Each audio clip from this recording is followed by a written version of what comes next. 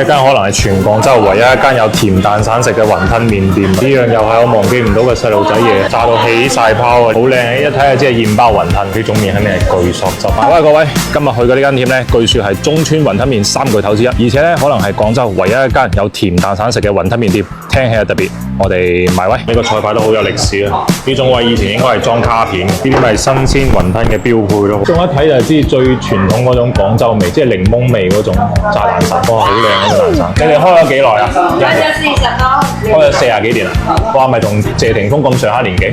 呢樣又係我忘記唔到嘅細路仔嘢。呢一間可能係全廣州唯一一間有甜蛋散食嘅雲吞麵店，好靚！一睇就知係現包雲吞，呢啲就係新鮮雲吞嘅標配啊！你睇佢個皮，佢個皮應該係自己打嘅，跟住應該仲會加咗少少蛋，所以咁樣咧滑得嚟咧應該唔會容易爛。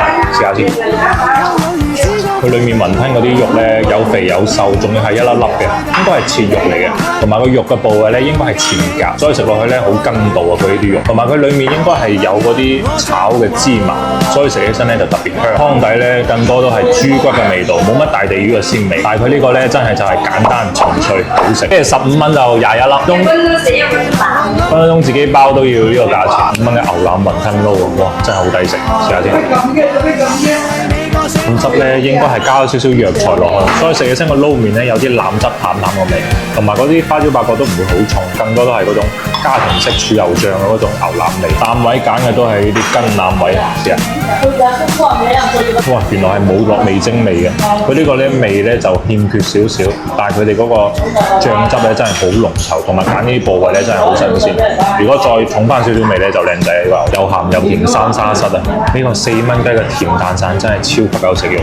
而家酒樓好多都做呢啲，不過好多都係好厚，而且賣得都唔平。試下先，呢個就係好經典嗰種甜蛋散啦，嗰種檸檬糖漿裹滿晒喺上邊，而且食落去咧真係有淡淡嗰種雞蛋嘅香味啊！呢個入嘴就係化嘅，係鬆化嗰種，唔係而家脆卜卜嗰種化。呢種咬一啖含落個嘴裏面啊，哇！嗰啲糖漿喺個嘴度游走。呢個阿祖嚟食啊，真係都收唔到手啊！食2、3個都唔會覺得流啊！呢個好食。